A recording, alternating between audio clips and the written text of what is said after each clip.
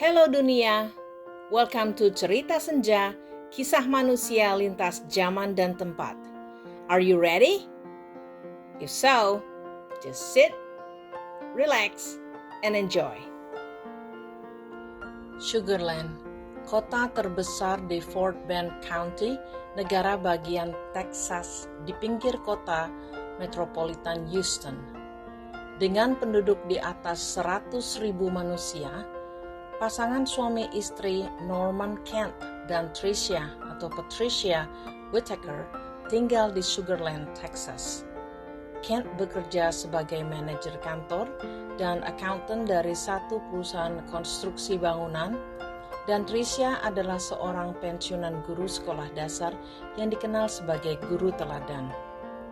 Mereka berdua terlibat aktif di gereja mereka, yaitu River Point Church, dan dua anak laki-laki mereka, yaitu Bart atau Thomas Bartlett Whitaker yang lahir pada 31 Desember 1979 dan Kevin Michael Whitaker lahir pada tanggal 19 Maret 1984. Mereka juga aktif di gereja dan olahraga. Bart dan Kevin anak-anak yang sopan dan pandai di sekolah. Bart lulus SMA dari Clemens High School dan melanjutkan ke Baylor University in Waco, Texas, kemudian transfer ke Sam Houston State University di Huntsville, Texas, yaitu 145 km dari rumahnya di Sugarland. Sedangkan Kevin lulus dari SMA Fort Bend Baptist Academy dan saat itu dia berkuliah di Texas A&M di kota College Station. Keluarga Whitaker tampak keluarga bahagia dan beriman. Banyak teman-teman gereja yang sering datang menghabiskan waktu bersama di rumah mereka. Pada tanggal 10 Desember 2003, Bart menginformasikan kepada orang tuanya yaitu Kent dan Tricia bahwa ia telah menyelesaikan tes terakhir di Sam Houston State University dan akan segera lulus dari situ. Kent dan Tricia sangat gembira dengan berita tersebut.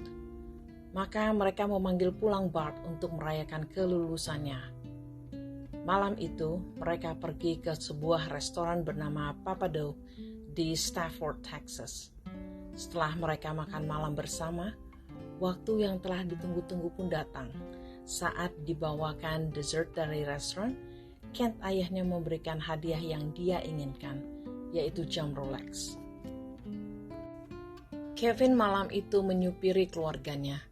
Saat mereka sampai di rumah, Bart turun dan mengatakan akan mengambil selfon di mobilnya yang dia parkir di jalan. Kevin orang pertama yang membuka pintu rumah. Tiba-tiba terdengar tembakan dan peluru itu bersarang di dada Kevin. Ia jatuh di lantai dan darah segar pun keluar membasahi baju dan dadanya. Tricia, ibunya, berjalan di belakang Kevin dan tak lama pun tembakan menyongsong di dada Tricia. Kent, sang ayah pun lari melihat keluarganya yang berada di lantai dan ia pun tertembak pada bahunya dan peluru menghancurkan tulang humerusnya.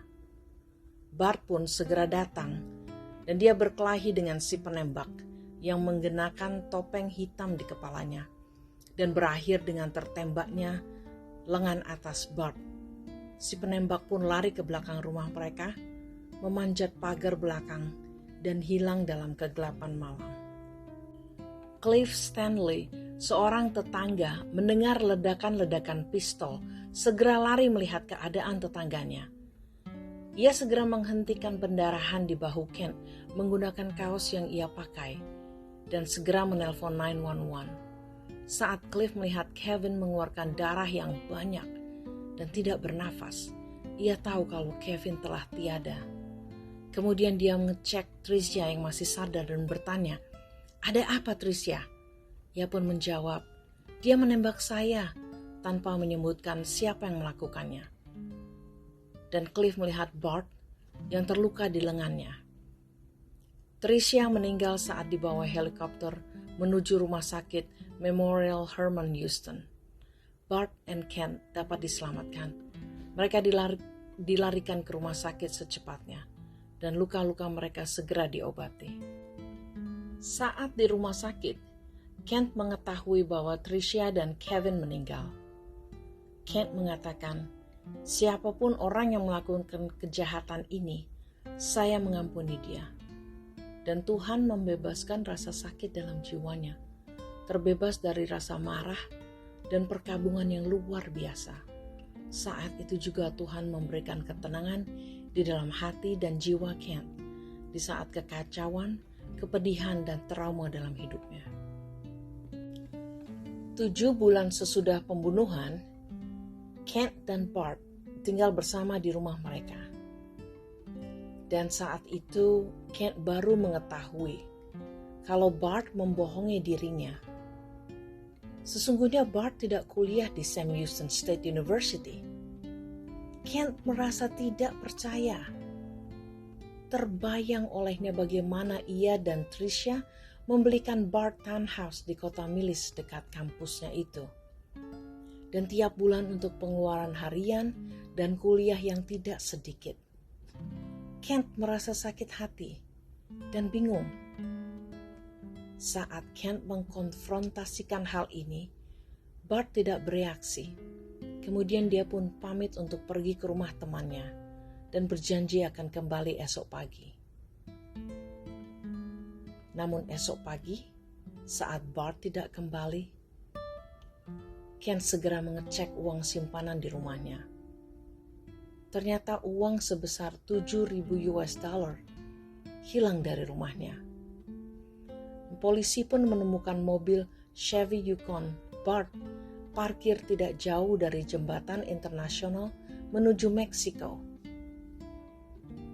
Maka kini Kent yakin bahwa uang yang telah diambil oleh Bart adalah modal baginya untuk melarikan diri. Para detektif dan polisi sejak awal mencurigai Bart.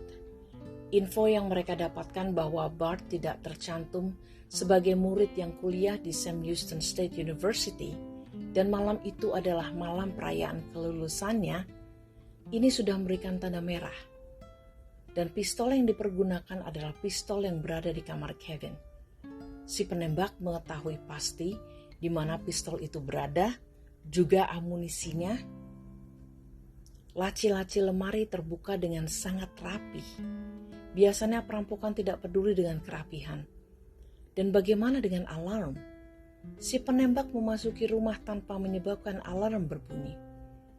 Detektif Marshall Slot yang saat itu adalah pemimpin dari investigasi kasus ini mengatakan, banyak hal yang tidak sesuai dengan situasi perampokan biasanya. Anjing polisi yang datang pun mencium bau yang berada di rumah, namun berakhir di pagar di mana si penembak melompat. Max Hunter, Crime Scene Investigator, mengatakan semua bukti yang kami ambil dari lokasi berakhir dengan jalan buntu. Tidak ada fingerprint di senjata dan cetakan tangan pun tidak cukup besar untuk diperiksa. Detektif Slot mengatakan hal yang aneh dalam perampokan ini adalah si penjahat meninggalkan senjata yang dipergunakan dan semua barang elektronik di rumah tersebut tidak ada yang terambil. Hanya satu selfon tidak ditemukan, yaitu selfon milik Bart. 5 hari sesudah pembunuhan terjadi, salah satu teman sekolah Bart dari Clement High School dan Baylor University bernama Adam Hipp melaporkan kepada polisi bahwa 2 tahun lalu Bart meminta Adam untuk membunuh orang tuanya sehingga ia bisa mendapatkan asuransi jiwa mereka sebesar 1 miliar US dollar. Adam justru melaporkan ke polisi saat itu dan kepada orang tua Bart sendiri. Namun laporan tersebut mereka anggap hanya hoax.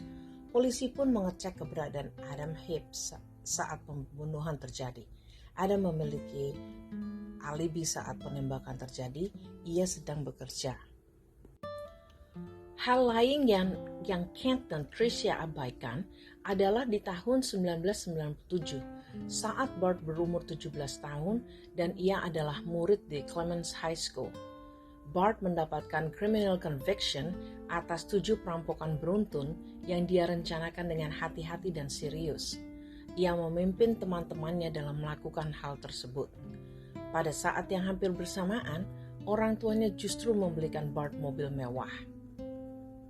Setelah pengakuan Adam Heap, Detektif Marshall Slott akhirnya mendekati dua kawan kerja Bart. Mungkin dia juga menawari teman dekatnya ini untuk membunuh keluarganya sendiri. Chris Brashear dan Stephen Champagne adalah coworker Bart di country club beberapa bulan sebelum penembakan terjadi. Saat diinterogasi, mereka berdua mengatakan tidak pernah mendengar atas rencana-rencana Bart tentang keluarganya.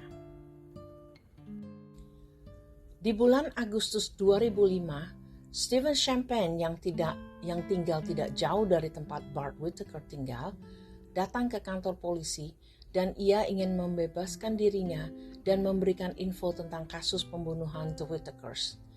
Ia mengakui bahwa ia terlibat dalam masalah ini dan menceritakan semuanya yang terjadi pada bulan Desember 2003 itu.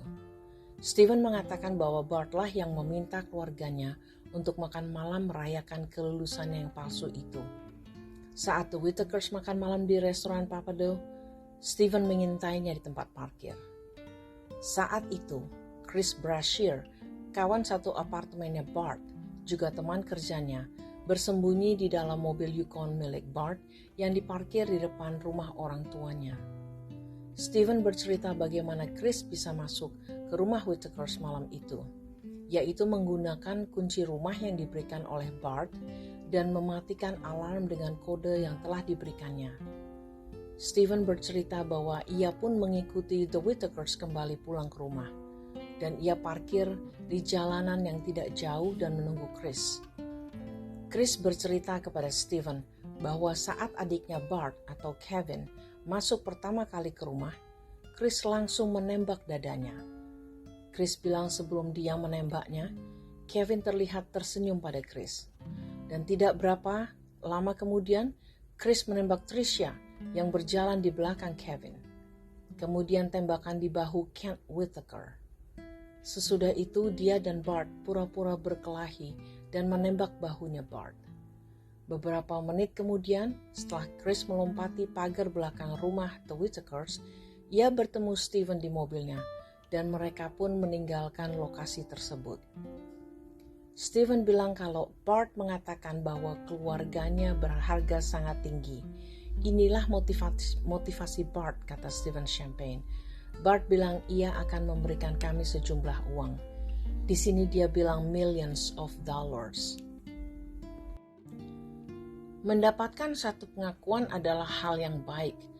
Namun detektif Marshall Slott mengatakan, ia tetap tidak memiliki bukti nyata yang menghubungkan Bart pada pembunuhan ini. Namun Stephen memberikan info yang luar biasa. Ia menjelaskan bahwa ia dan Chris membuang satu tas bukti dari sebuah jembatan ke dalam danau yang tidak jauh dari lokasi. Maka tim diving kepolisian pun akhirnya menemukan tas duffel yang basah penuh dengan bukti yang sudah mulai membusuk. Walaupun tas tersebut berada di dalam danau selama 2 tahun lamanya, namun bukti DNA dari Chris Brashear ada di mulut botol minuman tersebut dan tetap dapat terdeteksi. Juga ditemukan satu cellphone yang parah, namun melalui rekonstruksi canggih di lab UK, teridentifikasikanlah cellphone itu adalah cellphone milik Bart Whittaker. Kembali ke masa pelarian Bart ke Meksiko. Bart memberikan $3,000 ke seseorang yang dia kenal bernama Rudy Rios. Mereka bekerja di restoran yang sama di Houston.